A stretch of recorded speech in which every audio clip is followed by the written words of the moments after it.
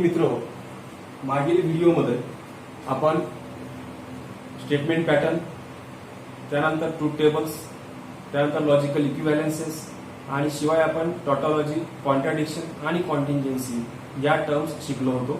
त्यावर आधारित आपण एक्सरसाइज 1.2 देखील सॉल्व्ह करून घेतलेली आहे. या व्हिडिओमध्ये आपल्याला एक नवीन टॉपिकला सुरुवात करायची आहे आणि तो टॉपिक कुठेतरी कनेक्टिव्हशीच मिळता जुळता आहे, जे आपण 5 कनेक्टिव्ह संबोधलेले आहेत: conjunction, disjunction, negation, implication, double implication. त्यांची दुसरी नावं आहेत कंडिशनल, बाय कंडिशनल.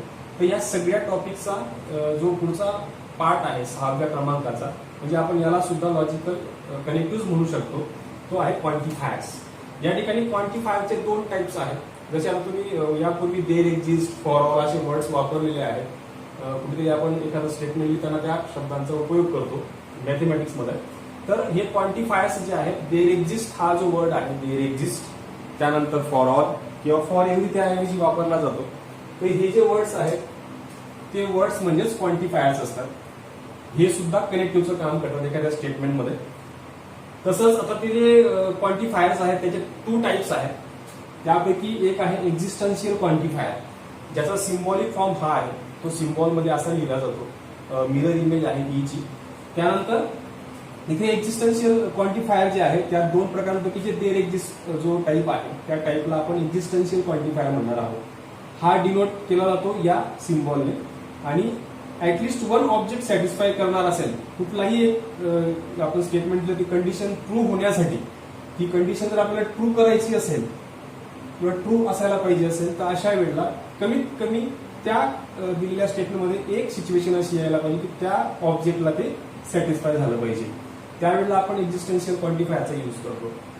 दुसरा आहे युनिव्हर्सल क्वांटिफायर. युनिव्हर्सल क्वांटिफायरचा जो सिम्बॉल आहे तो या प्रकारचा आहे, जसा पाण्यामध्ये आपण पाहणार येईल तसा उलटा दिसेल या टाईपचा. तर हा फॉर ऑल साठी वापरला जातो, याला म्हटलं जातं युनिव्हर्सल क्वांटिफायर. काही वेळेला फॉर एव्हरी हा वर्ड सुद्धा वापरला जातो फॉर ऑल ऐवजी. तर या प्रकारचं जे क्वांटिफायर असतं त्याला आपण युनिव्हर्सल क्वांटिफायर म्हणणार आहोत. हा सुद्धा तुम्हाला काही स्टेटमेंटमध्ये यूज केला जातो. त्या ठिकाणी काही ठिकाणी वर्ड वापरतात, काही ठिकाणी हा सिम्बॉलिक फॉर्म मध्ये पण वापरला जातो. आणि याचा जो ऑब्जेक्ट सॅटिस्फाय करणार आहे, यात सगळे ऑब्जेक्ट जे आहेत त्यांनी त्या दिलेल्या स्टेटमेंटला सॅटिस्फाय करायला पाहिजे. मग ते जेही असेल, जसं आपण मोस्ट ऑफ आता ओपन सेंटेन्सेस पाहिजे मागच्या त्याच्या पूर्वीच्या व्हिडिओमध्ये. तर त्यात ओपन सेंटेन्सला कन्व्हर्ट करण्यासाठी याचा पण यूज केला जातो, याचा देखील यूज केला जातो. म्हणजे ओपन सेंटेन्सला जर आपल्याला पूर्ण करायचं असेल, ओपन सेंटेन्स जे आपल्याला स्टेटमेंटमध्ये कन्व्हर्ट करायचं असेल, तर अशा वेळेला आपण जनरली या क्वांटिफायरचा यूज करतो. हे थोडक्यात हे जे आहे हे कनेक्टिव्हचंच काम करत आहे, पण एक वेगळ्या प्रकारचं कनेक्टिव्ह आहे ज्यात ते कंडिशन सॅटिस्फाय करायला उपयोगी पडतं. तर जे हे एक्झिस्टन्शियल आणि युनिव्हर्सल क्वांटिफायर वापरून जे स्टेटमेंट तयार केलं जातं ना, तर त्या प्रकारच्या स्टेटमेंटला आपण क्वांटिफाईड स्टेटमेंट म्हणणार आहोत. म्हणजे यापूर्वी आपण जे कंपाऊंड स्टेटमेंट शिकलो ते, आणि त्याच्यानंतर त्याच्यामध्ये एक छोटासा पार्ट हा क्वांटिफाईड स्टेटमेंट्स, ज्यात यांचं इन्व्हॉल्विंग असणार आहे. म्हणजे देर एक्झिस्ट, फॉर ऑल यांच्यापैकी एखादं वापरलं गेलेलं असेल तर अशा वेळेला ते क्वांटिफाईड स्टेटमेंट असणार आहे. नेक्स्ट टॉपिक आहे ड्वेल. हा अगदी इझी टॉपिक आहे. आपल्याला माहिती आहे की एखादं स्टेटमेंट पॅटर्न जे आहे ते ज्या वेळेला अँड, ऑर, टी आणि सी वापरला जातो. टी आणि सी या ठिकाणी याचा मिनिंग आहे. स्मॉल टी म्हणजे टॉटॉलॉजी असणार आहे आणि स्मॉल सी म्हणजे कॉन्ट्राडिक्शन असणार आहे. टॉटॉलॉजी आपल्या सगळ्यांना माहिती, जसं ट्रूथ टेबल काढताना सगळ्या पॉसिबल व्हॅल्यूज टी येतात, आपण मागच्या व्हिडिओमध्ये पाहिलेलं आहे. तसं कॉन्ट्राडिक्शनचं आहे की सगळ्या व्हॅल्यूज जे आहेत लास्ट कॉलम मधल्या एंट्रीज जे आहेत त्याचं समजा एक येत असतील, तर अशा प्रकारच्या ज्या स्टेटमेंट असतात पॅटर्न त्यांना आपण कॉन्ट्राडिक्शन म्हणतो आणि यांना आपण टॉटॉलॉजी. याच्यासाठी टी हा स्मॉल लेटर वापरला जातो, स्मॉल, आणि सी हा कॉन्ट्राडिक्शन साठी वापरला जातो. इथे आता जे स्टेटमेंट मध्ये अँड, ऑर, टी, सी दिसणार किंवा कॅपिटल टी, कॅपिटल एफ दिसणार आहे स्टेटमेंट पॅटर्न मध्ये, अशा प्रकारच्या स्टेटमेंट पॅटर्न साठीच हा टॉपिक आहे ड्युएल. मग यात करायचं काय आहे, जर आपल्याला ड्युएल मिळवायचं असेल ना, तर फक्त काय करायचं आहे, अँड ऐवजी ऑर करून टाकायचा. म्हणजे कंजंक्शनचं डिस्जंक्शन करा, डिस्जंक्शनचं कंजंक्शन करा. टी असेल तर सी करा, सी असेल तर टी करा. टी असेल, कॅपिटल टी असेल तर कॅपिटल एफ करा, कॅपिटल एफ असेल तर कॅपिटल टी करा. फॉर एक्झाम्पल जर घ्यायचं असेल तर बघा, जर इथे आता पी और क्यू दिलाय ना, तर याचा ड्युएल जो आहे तो पी अँड क्यू येणार. तर अशा प्रकारच्या जे स्टेटमेंट पॅटर्न असतील त्यांचा आपण ड्युएल काढू शकतो एकमेकांचा. याचा हा ड्युएल असणार आणि याचा हा ड्युएल असणार आहे. नेक्स्ट बघूया निगेशन ऑफ कंपाऊंड स्टेटमेंट. आता आपण टोटल कंपाऊंड स्टेटमेंट 5 शिकलेलो आहोत. त्याच्यापैकी आता हा मध्ये निगेशन आपण क्वांटिफाईड स्टेटमेंटचा सुद्धा निगेशन काढणार आहोत. तो कसा बघा, सुरुवातीला निगेशन ऑफ कंजंक्शन बघूया. म्हणजे एखादं स्टेटमेंट जे अँड ने जोडले गेले आहेत, स्टेटमेंट पॅटर्न मध्ये अँड आहे, जर ते अँड ने जोडले गेलेले असतील तर अशा वेळेला त्याचं संपूर्ण स्टेटमेंटचा निगेशन काढायचं असेल, आपण बघणार आहोत की स्टेटमेंट एक दिलेला आहे, दुसरं स्टेटमेंट एक आपण पी मानूयात, दुसरं क्यू मानूयात, तर त्याला जर बाहेर त्याचं निगेशन काढायचं असेल आपल्याला पूर्णतः, तर आपण त्या निगेशनला आज टाकून मधला फक्त ऑर करून टाकायचा, अँडचा ऑर करायचा आणि प्रत्येकाला सेपरेटली निगेशन देऊन टाकायचं आहे. एक प्रकारे आपण जे सेट चॅप्टर शिकलो होतो 9th स्टँडर्डला 11th स्टँडर्डला, त्याच्यामध्ये जो डी मॉर्गन्स लॉ होता तोच हा डी मॉर्गन्स लॉ आहे. थोडक्यात सिम्बॉल फक्त वेगवेगळे आहेत, इंटरसेक्शन आणि युनियन त्या ठिकाणी आपण वापरलेले आहे. तसंच निगेशन ऑफ डिसजंक्शन जो असेल ना, तो निगेशन पी ऑर क्यू होणार, याला पण आपण तसंच करणार आहोत, निगेशन प्रत्येकाला देऊन आणि ऑरचा अँड करून टाकायचा. त्यानंतर आहे निगेशन ऑफ इम्प्लिकेशन. म्हणजे हे सिम्बॉलिक फॉर्म मध्ये इम्प्लिकेशन असं असतं, एका साईडला एरो आहे, तर याचं सुद्धा निगेशन काढायचं असेल तर पी ऍज इट इज ठेवायचा, अँड करायचा आणि दुसऱ्याला निगेशन द्यायचं आहे. हा असेल त्याचं निगेशन. इथे लक्षात घ्या, या सगळ्या गोष्टींचा आपल्याला एक्झाम्पल सॉल्व्ह करताना यूज होतो. त्यानंतर निगेशन ऑफ डबल इम्प्लिकेशन म्हणजेच बाय कंडिशनल. तर त्याच्या वेळेला आपण काय करायचं, निगेशन ब्रॅकेटच्या बाहेर दिलं नाही आणि पूर्ण स्टेटमेंट जे आहे ते स्टेटमेंट डबल इम्प्लिकेशनचं आहे. तर अशा वेळेला पहिल्या ब्रॅकेटमध्ये पी म्हणजे पहिलं स्टेटमेंट घ्यायचं, नंतर अँड देऊन सेकंड जे स्टेटमेंट आहे त्याला निगेशन द्यायचं, नंतर ऑर घ्यायचा आणि सेकंड ब्रॅकेटमध्ये दुसरं जे आहे ते तसंच ठेवायचं, अँड घेऊन पहिल्याला निगेशन द्यायचं आहे. अशा प्रकारे आपण निगेशन ऑफ डबल इम्प्लिकेशन देखील काढू शकणार आहोत. नेक्स्ट आहे निगेशन ऑफ निगेशन. तर आपल्याला ही माहितीच आहे की निगेशनचा निगेशन स्वतः हे स्टेटमेंट पी मिळणार आहे. त्यानंतर बघा निगेशन ऑफ क्वांटिफाईड स्टेटमेंट. आता आपण जस्ट म्हटलं की क्वांटिफाईड स्टेटमेंट मध्ये आपण generally there exist for all असे वर्ड्स वापरणार आहोत. मग त्याच्याऐवजी आता समजा ऑल आपण देर एक्झिस्ट वर्ड नाही वापरतो, त्यावेळेला आपण सम हा शब्द वापरतो आहोत. म्हणजे जर समजा ऑल आलं स्टेटमेंट आणि तुम्हाला त्या स्टेटमेंटचं निगेशन काढायचं आहे, तर अशा वेळेला आपण त्या ठिकाणी ऑल ऐवजी सम टाकणार आहोत. शिवाय जर समजा सिम्बॉलिक मध्ये असेल तर ते जर देर एक्झिस्टचं साईन असेल तर आपण त्याला ऑल करू शकतो, ऑलचं साईन असेल त्याला निगेशन काढताना देर एक्झिस्टचं साईन करता येणार आहे. आणि व्हाईस वर्सा म्हटलं म्हणजे दोन्ही साईडने आपण करू शकतो, सम असेल तर ऑल असेल तर. म्हणजे फॉर एव्हरी असेल तरी सुद्धा आपण सम त्या ठिकाणी टाकू शकणार आहोत. हा आहे आपला नवीन टॉपिक. अजून एक टॉपिक आहे पुढे बाकी, तो आहे कॉन्व्हर्स, इनव्हर्स आणि कॉन्ट्रापॉझिटिव्ह. आता एखाद्या स्टेटमेंटचा आपण कॉन्व्हर्स काढतो आहोत, ते स्टेटमेंट ऑलवेज इम्प्लिकेशनचं असलं पाहिजे. इम्प्लिकेशनच्या स्टेटमेंटचाच आपण कॉन्व्हर्स, इनव्हर्स आणि कॉन्ट्रापॉझिटिव्ह काढतो, हे लक्षात घ्या. कॉन्व्हर्स जर काढायचं असेल पी इम्प्लाइज क्यू या स्टेटमेंटचा, तर फक्त त्याचे इफ देनच्या नंतर जे स्टेटमेंट आहे ते आपण इंटरचेंज करू नये. आपल्याला माहिती आहे की इम्प्लिकेशन मध्ये इफ देनचं स्टेटमेंट असतं, इफ नंतर एखादं स्टेटमेंट, नंतर देन नंतर आणखी एक स्टेटमेंट असतं. तर अशा प्रकारे स्टेटमेंट होते, ज्या इफ नंतरची स्टेटमेंट आहे ती आणि देन नंतरची स्टेटमेंट आहे त्यांच्यामध्ये आदला बदल करायची, म्हणजेच की इम्प्लाइज पी होईल. म्हणजे इफ पी देन क्यू, तर हे होईल इफ क्यू देन पी. या प्रकारचा आपण कॉन्व्हर्स काढू शकणार आहोत दिलेल्या स्टेटमेंटचा. इनव्हर्स काढायचा असेल तर पहिल्या स्टेटमेंटचा निगेशन घ्यायचा, म्हणजे नॉट असेल तर टाकायचा, नसेल तर टाकायचा असेल तर काढून घ्यायचा. आणि इफ देनचं स्टेटमेंट असणार म्हणजे आपण इफ देनच्या स्टेटमेंट मधून इफ देनचं स्टेटमेंट तयार करतो आहोत, पण त्यात काही चेंजेस होणार आहेत ते फक्त लक्षात घ्या. इनव्हर्स काढायचं असेल तर पी इम्प्लाइज क्यूचाच काढताना negation P implies negation Q होईल. म्हणजे पहिल्याला निगेशन द्यायचं, इम्प्लाइज दुसऱ्याला निगेशन द्यायचं आहे. तसंच कॉन्ट्रापॉझिटिव्ह काढायचं असेल त्याच स्टेटमेंटचा पी इम्प्लाइज क्यूचा, स्टेटमेंट मूळ आपलं तेच आहे इम्प्लिकेशनचं, ते आपण कंडिशनलच्या स्टेटमेंटचाच फक्त कॉन्व्हर्स, इनव्हर्स, कॉन्ट्रापॉझिटिव्ह काढतो आहोत. तर अशा वेळेला निगेशन दुसऱ्याला द्यायचा, सेकंड स्टेटमेंटला निगेशन क्यू आणि मग इम्प्लाइज निगेशन पी. म्हणजे पहिल्या स्टेटमेंटला निगेशन, दुसऱ्याला पण निगेशन देऊन आपण ते इंटरचेंज करतो आहोत. तर एक थोडक्यात लक्षात आलं असणार तुम्हाला की contrapositive is the converse of inverse. Contrapositive जे आहे ते कॉन्व्हर्स आहे इनव्हर्स, कारण बरोबर इथे तुम्हाला इंटरचेंज करता येतो. इथे इनव्हर्स जो आहे तिथे इंटरचेंज झालेला आहे कॉन्ट्रापॉझिटिव्हला, म्हणून असं म्हणतो मी की contrapositive is the inverse of converse. ठीक आहे, तर नेक्स्ट बघूया. चला तर मग बघूया exercise 1.3. Question number first. If A is equal to एक सेट दिलेला आहे ज्यात 3, 5, 7, 9, 11, 12 असे नंबर्स दिलेले आहेत. पुढे determine the truth value of each of the following. तुम्हाला खाली जे स्टेटमेंट दिलंय त्याची ट्रूथ व्हॅल्यू काढायची आहे. ऑफकोर्स हे तुम्हाला दिसतंय आता की यापूर्वी आपण ट्रूथ व्हॅल्यूज काढलेल्या आहेत, पण यापूर्वी आपण जे कनेक्टिव्ह पाहिले 5 त्याच्याऐवजी आता इथे क्वांटिफाईड स्टेटमेंट सुरू झालेलं आहे. म्हणजे क्वांटिफाईड स्टेटमेंट सुद्धा आपल्याला चेक करू शकतो की ट्रू आहे की फॉल्स आहे. तर त्याच्या डेफिनेशन नुसार आपल्याला कळणार आहे. तर ते देर एक्झिस्टचे सिम्बॉल आहे. There exist x belongs to ए. हे बिलॉंग्स टू साइन आहे ते तुम्ही 11th स्टँडर्डला शिकलेला आहात सेट चॅप्टर मध्ये. There exist x belongs to A such that x minus 8 is equal to 1. आता अशा वेळेला काय करायचं असतं की ते एक्स बिलॉंग्स टू ए म्हटलेलं आहे. ए म्हणजे हा सेट आहे, याच्यामधला इलेमेंट चेक करायचा एक्स. इथे एक्सच्या पॉसिबल व्हॅल्यूज आहेत 3, 5, 7, 9, 11, 12. यांच्यापैकी कमीत कमी एक नंबरने हे सॅटिस्फाय करायला हवं. X minus 8 is equal to 1. तर ते ट्रू आहे, कारण देर एक्झिस्ट आहे. ऍटलिस्ट 1 ने जरी सॅटिस्फाय केलं तरी चांगलं आहे. तर बघूयात, बघा आपण एक एक व्हॅल्यू ठेवून बघूयात. फॉर एक्स इक्वल टू 3 ठेवला, 3 मायनस 8 काय येतो? 3 मायनस 8 मायनस 5 ते 1 आहे. 5 ठेवून बघूयात. 5 मायनस 8 मायनस 3 1 आहे. 7 मायनस 8 मायनस 1 1 आहे. 9 मायनस 8 1. 9 ज्या वेळेला आपण व्हॅल्यू ठेवतो आहोत तेव्हा हे इक्वेशन सॅटिस्फाय होत आहे. म्हणजे for x is equal to 9 आणि हा 9 जो आहे तो बिलॉंग्स टू ए आहे. म्हणजे ए मधला तो इलेमेंट आहे म्हणून सॅटिस्फाईड करत आहे. देअरफॉर हे satisfied x minus 8 is equal to 1. म्हणजे याच्यात आपल्याला एक इलेमेंट असं सापडलेला आहे. Therefore the given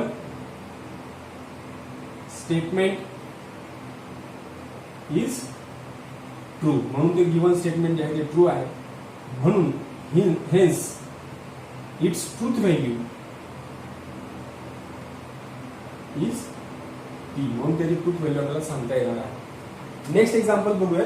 example number 2.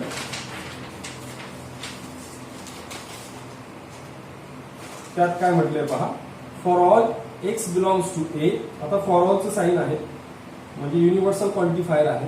X square plus x is an even number. आता आपल्याला इव्हन नंबर जो आहे एक्स स्क्वेअर प्लस एक्स हा यायला पाहिजे. एक्स हा कुठलाही नंबर ए मधला घेतल्यानंतर फॉर ऑल सगळ्यांसाठी सॅटिस्फाय व्हायला असं त्यांचं म्हणणं आहे. सगळ्या नंबरसाठी होतोय का बघूया. आपण एक एक व्हॅल्यू ठेवून बघूया. समजा for x is equal to, आता इथे पॉसिबल व्हॅल्यू 3, 5, 7, 9, 11, 12 3 ठेवतोय. तर इथे काय बघा 3 square plus 3 is equal to 9 plus 3 equal to 12 आणि हा ऑफकोर्स इव्हन आहे. एक एक व्हॅल्यू ठेवूया. परत आता पुढे घेऊयात. एक्स इज इक्वल टू समजा 5 ठेवला. इथे येईल 5 square plus 5 is equal to 25 plus 5 is equal to 30 even आहे. त्यानंतर x is equal to 7 square plus 7 is equal to 49 plus 7 is equal to 56 even आहे. त्यानंतर x is equal to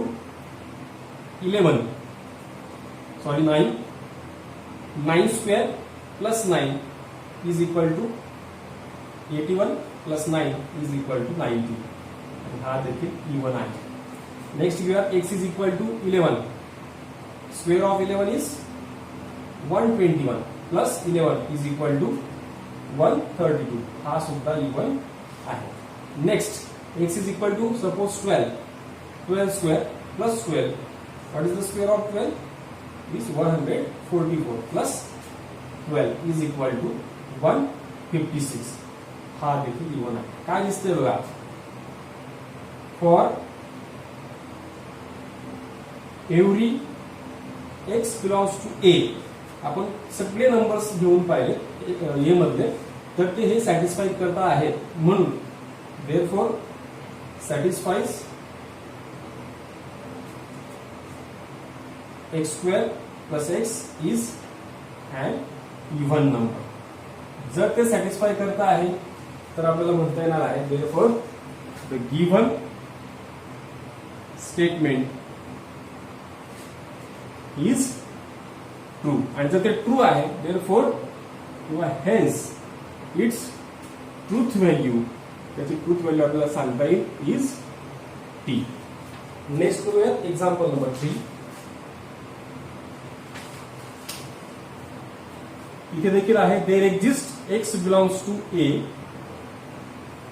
such that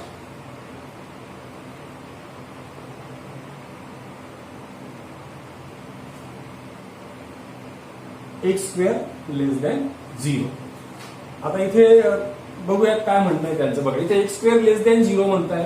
x square x कुठली एक value याच्यातली आपण निवडली, select करा 3 चा स्क्वेअर नाही, तो लेस दॅन 0 नाहीये किंवा निगेटिव्ह नाही. लेस दॅन 0चा मिनिंग आहे की ते निगेटिव्ह, आणि आपल्याला माहिती की कुठल्याही रिअल नंबरचा स्क्वेअर जो आहे तो कधीही निगेटिव्ह येऊ शकत नाही. हे सगळे रिअल नंबर आहे आणि अफकोर्स पाहता क्षणी कळतं की कोणत्याही नंबरचा स्क्वेअर जो आहे तो रिअल नंबरचा स्क्वेअर जो आहे तो निगेटिव्ह येणार नाही. म्हणून हे दिलेलं स्टेटमेंट जे आहे ते फॉल्स आहे. पण आपण there is no x in A which satisfies x square less than 0. Therefore, काय होईल मग, the given statement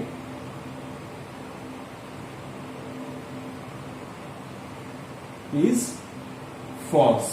म्हणून दिलेलं स्टेटमेंट हे फॉल्स आहे आणि म्हणून hence its truth value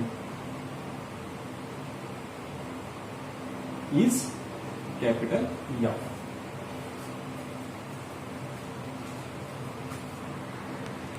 next बघूया क्वेश्चन नंबर 2. अगदी सोपा पार्ट आहे. आपल्याला सगळ्यांचे ड्युएल्स काढायचे आहे आणि आपण ज्या प्रकारे आता टॉपिक घेतो म्हणजे मला लक्षात आलं असणार की हे टॉपिक जनरली याच्यामध्ये अँड आणि ऑर, पी आणि स्मॉल सी यांच्या व्यतिरिक्त काही दिसणार नाही. तर अशा वेळेला द ड्युएल्स ऑफ गिव्हन स्टेटमेंट्स आपण ड्युएल्स लिहत आहोत. तर पहिल्याचं बघा, एक एक मार्कासाठी विचारलं जाऊ शकतं. येथे पी या ठिकाणी जो तुम्हाला ऑर दिसतो त्याचा फक्त अँड करायचा. बघा ब्रॅकेट ऍज इट इज, हा क्यू असाच लिहिला. हा जो ऑर अँड दिसतो त्याचा ऑर करायचा, संपलं. थर्ड बघा इथे काय दिसतंय बघा, हा ब्रॅकेट नंतर हा ऑर दिसतोय, ऑरचा अँड करायचा. इथे अँड दिसतो त्याचा ऑर करायचा. हा आर इथं ऑर दिसतो त्याचा अँड करायचा, झाला ड्युएल. नंतर 6 बघा, निगेशन पी या ठिकाणी अँड दिसतो त्याचा ऑर करायचा, ब्रॅकेट कम्प्लीट निगेशन क्यू. बाकी सगळं ऍज इट इज ठेवायचं, फक्त शोधायचा तो ऑर आणि अँड. इथे ऑर इन अँडचा हा ब्रॅकेट, नंतर पी हा इथे ऑर दिसतो त्याचा अँड करा, इथे अँड दिसतो त्याचा ऑर करायचा, हा negation or bracket complete. Next बघा एक्झाम्पल नंबर 8. त्यात सी दिसतोय.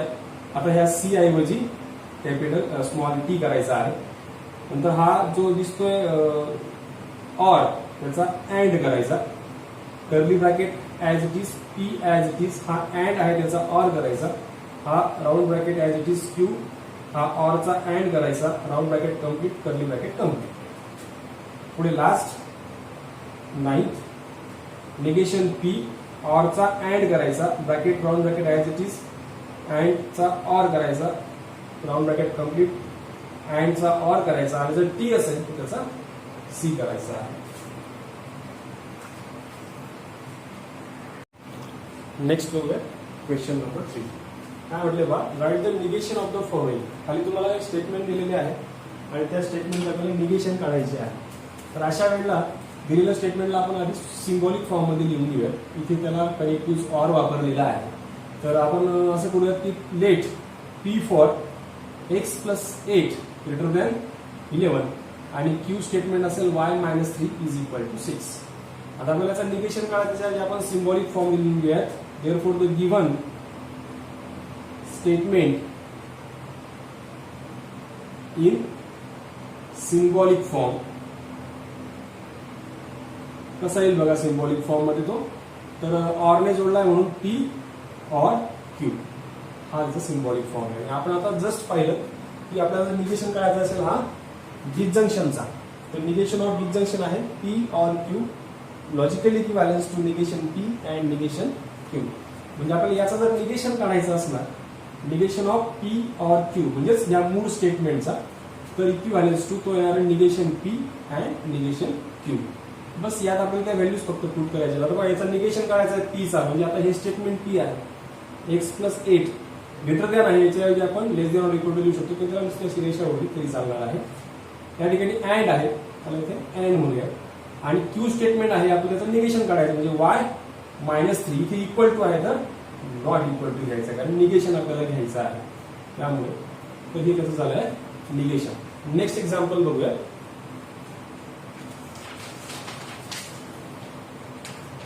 थर्ड,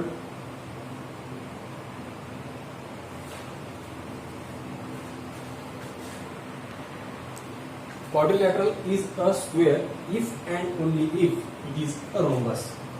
तर यात इफ अँड ओनली इफचं स्टेटमेंट आहे म्हणजे हे बाय कंडिशनल स्टेटमेंट आहे, डबल इम्प्लिकेशनचं आहे. तर अशा वेळेला आपण लेट पी फॉर या स्टेटमेंटला पूर्ण पी मानणार आहोत. लेट पी फॉर क्वाड्रिलॅटरल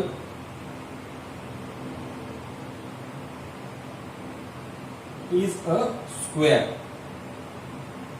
आणि दुसरं स्टेटमेंट असेल आपलं Q it is a rhombus म्हणजे क्वाड्रिलॅटरल. याला सिम्बॉलिक फॉर्म मध्ये लिहून घ्या. Therefore the given statement in symbolic form is कसं असणार बघा. ते डबल इम्प्लिकेशनची साईन आपली दोन्ही साईडला एरो असणार आहे. हे डबल इम्प्लिकेशन आहे आणि डबल इम्प्लिकेशनचं निगेशन पण आपण पाहिलं आता.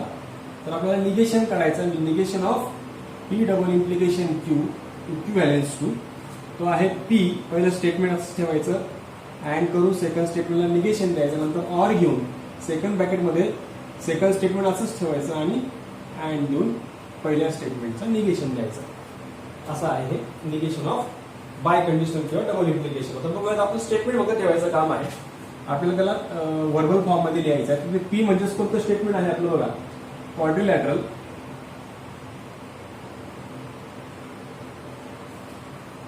Is a square. त्यानंतर अँड आहे आपण त्याच्याऐवजी बट इथे वापरणं योग्य आहे. बट आणि ते निगेशन आहे म्हणून आपण नॉट वापरणार. रोम्बस हे दिसतंय बघा. त्यानंतर या दोन्हीमध्ये ऑर आहे आपण इथे ऑर म्हणणार. त्यानंतर क्यू आहे बघा. मग क्यू मध्ये आपण लिहिणार इट इज म्हणजे तो rhombus. It is a rhombus. तसंच बट नॉट अ स्क्वेअर. तर पुढे स्क्वेअर दिला बघा. नॉट अ स्क्वेअर आपण ते इट लिहिलं नाही कारण बट नॉट त्याच्यात ऑलरेडी येऊन गेलेला आहे. नेक्स्ट बघूयात.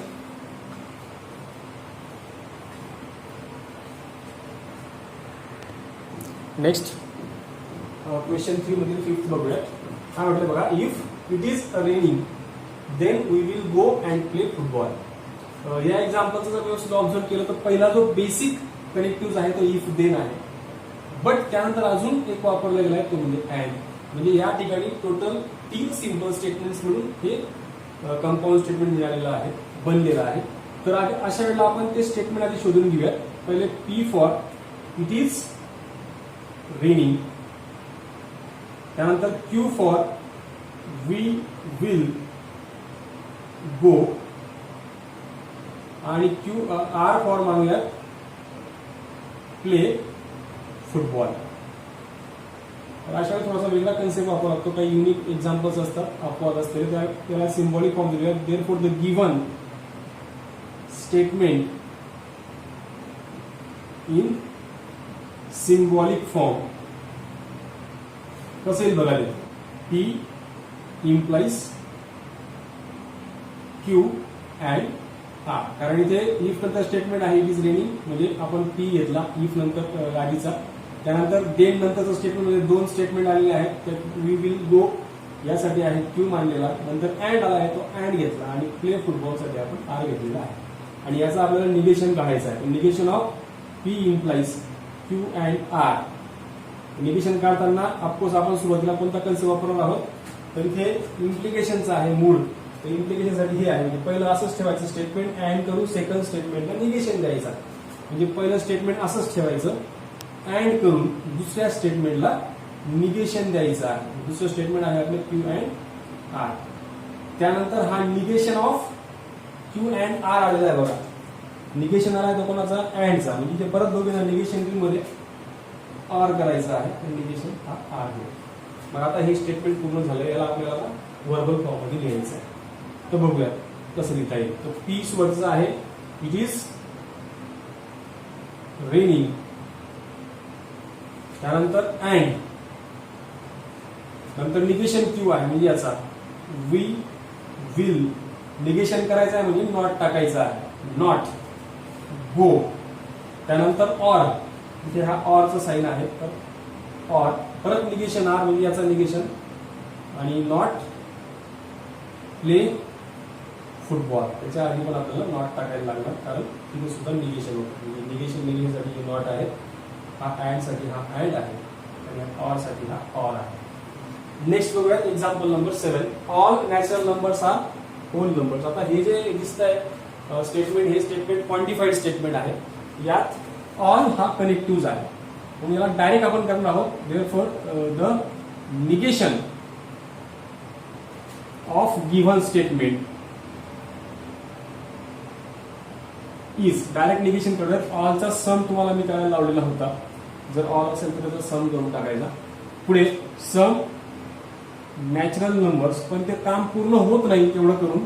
त्यानंतर इथे हे दिसतं वर्ड, त्याच्यानंतर तुम्हाला नॉट टाकायचं आहे, आर नॉट होल नंबर, आणि या ठिकाणी त्याचं निगेशन निघून जाईल. तसंच पुढचं पण क्वांटिफाईड स्टेटमेंट आहे.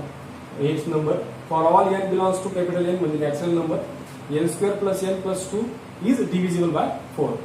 त्याला काय करायला लागणार बघा, the negation of given statement is, for ऑलचा देर एक्झिस्ट करायचा आहे. बाकी N belongs to N, N square plus N plus 2 याच्यासोबत जे असेल त्यात देखील नॉट टाकणं गरजेचं आहे. इज नॉट डिव्हिजिबल बाय 4, आणि हे असणार आहे या स्टेटमेंटचं निगेशन. नेक्स्ट बघूया एक्झाम्पल नंबर 4.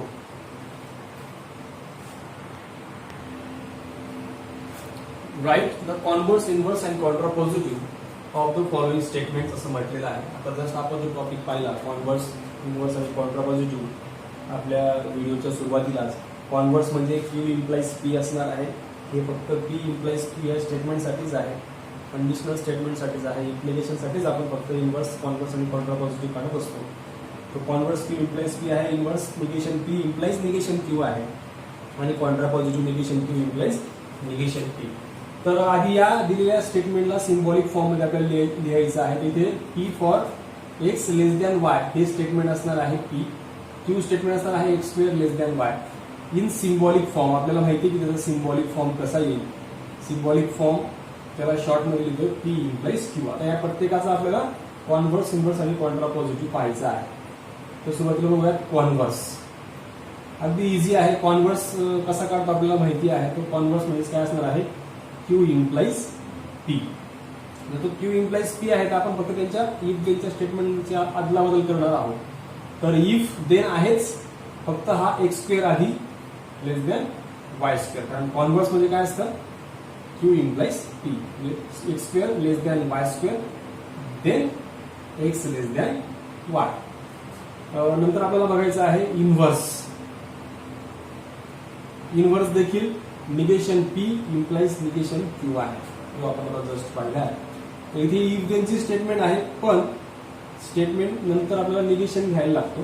पी आधी आहे म्हणजे हे स्टेटमेंट आहे, याचं निगेशन म्हणजे काय होणार, याचं निगेशन काढणं म्हणजेच काय, X greater than or equal to Y होणार. आणि याचा निगेशन म्हणजे काय, एक्स स्क्वेअर, याचा निगेशन काढतोय आपण तर greater than or equal to Y square होईल. म्हणजे ते आता आपल्याला निगेशन पी आधी लिहायचं म्हणजे x greater than or equal to y, then x square greater than or equal to y square. या ठिकाणी इन्व्हर्स संपलाय. नेक्स्ट बघूयात कॉन्ट्रापॉझिटिव्ह.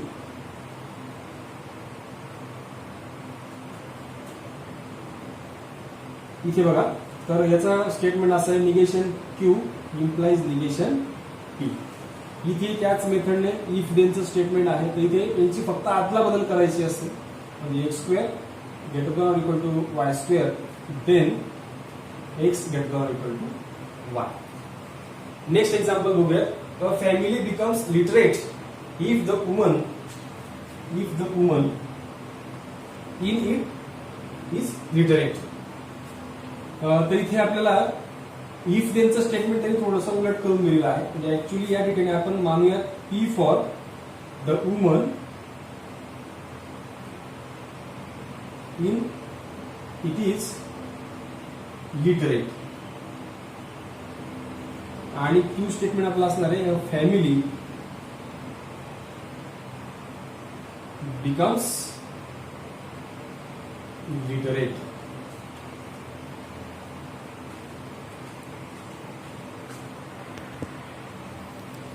इथे एक लक्षात घ्या की इट जो आहे तो फॅमिलीसाठी वापरला गेलेला आहे, त्यामुळे आपण त्याला स्टेटमेंट मध्ये लिहिताना तसं व्यवस्थित लिहायचं. तर इथे काय होईल बघा, द सिम्बॉलिक फॉर्म त्याचा ऑफकोर्स पी इम्प्लाइज क्यू या टाईपचाच आहे. तर एक एक बघूया. सुरुवातीला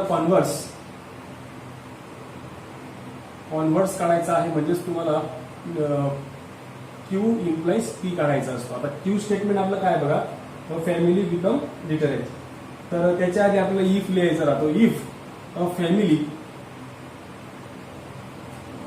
बिकम लिटरेट, त्यानंतर देन इफ देनचं स्टेटमेंट आहे, इम्प्लिकेशनचं साइन आहे म्हणून देन. नंतर पी स्टेटमेंट आहे, the woman in it is literate. हे असणार आहे कॉन्व्हर्स. त्यानंतर काढायचं आहे इनव्हर्स.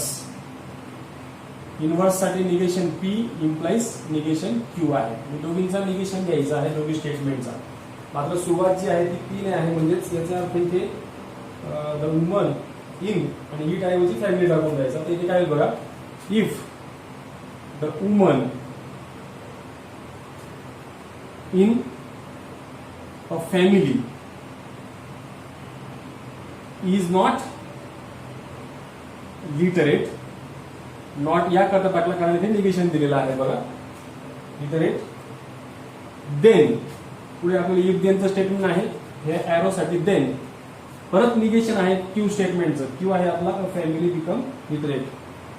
Then family. आता इथे बिकम आलेला आहे, इज आर वॉज वेर असं काही नाही. मग अशा वेळेला जर येस लागलेला असेल किंवा येस असेल तर अशा वेळेला जनरली आपण डज नॉट टाकतो. फॅमिली इथे येईल डज नॉट. जर ईडी राहिला तर आपण डिड नॉट टाकला असता आणि ईएस राहिला नसता, काहीच राहिलं असतं तर अशा वेळेला आपण डू नॉट टाकत असतो. तर इथे आपण टाकणार आहोत डज नॉट लिटरेट. हे असणार आहे इनव्हर्स. त्यानंतर काढायचं आहे contrapositive. Contrapositive statement मध्ये negation Q implies negation P असणार आहे.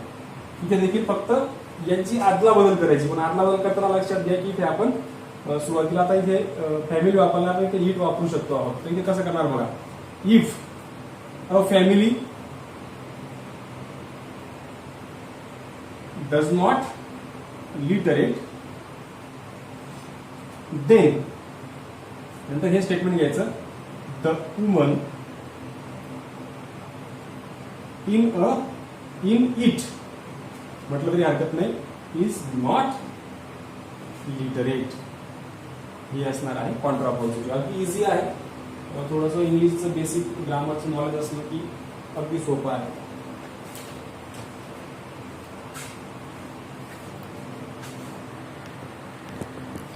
नेक्स्ट आणि लास्ट एक्झाम्पल बघूया. Example number 4. If voltage increases then current decreases. तर ऑफकोर्स या ठिकाणी देखील पी आणि क्यू मानून घेऊया. इफ देनचं स्टेटमेंट आहे, या ठिकाणी कनेक्टिव्ह सापडलेला आहे. तर व्होल्टेज इन्क्रीजेस हे असणार आहे पी स्टेटमेंट. क्यू स्टेटमेंट मानूया द करंट डिक्रीजेस. त्याचा सिम्बॉलिक फॉर्म बघूया. The symbolic form is P implies Q.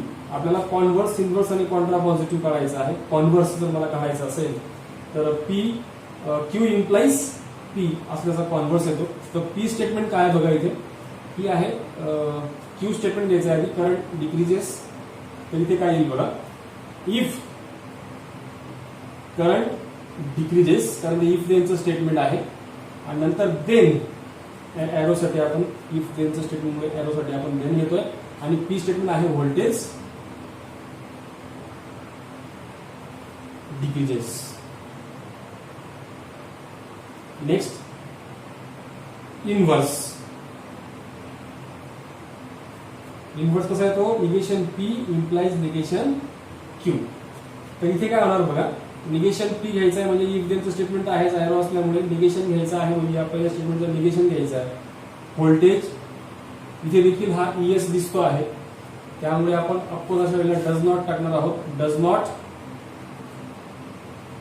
Increases नंतर ह्या एरोसाठी देन नंतर याचा निगेशन घ्यायचा आहे कारण इथे देखील ईएसच आहे. डज नॉट डिक्रीजेस हा झाला त्याचा इनव्हर्स. नंतर बघूया कॉन्ट्रा पॉझिटिव्ह. इथे negation Q implies negation P. अगदी याच्या उलट करायचं राहतं म्हणून ही अगदी इझी आहे. एकदा इनव्हर्स जमला म्हणजे इथूनच बघून करून घ्यायची हरकत नाही. इथे काय होणार बघा ही स्टेटमेंट आधी लिहायचं आहे मला तर आधी if current does not decreases then the voltage does not increases. अशा प्रकारे हे एक्सरसाइज 1.3 चे शेवटचे एक्झाम्पल होते आणि या ठिकाणी एक्सरसाइज 1.3 संपलेली आहे. पुढील नवीन टॉपिकला आपण पुढच्या नवीन व्हिडिओमध्ये सुरुवात करणार आहोत.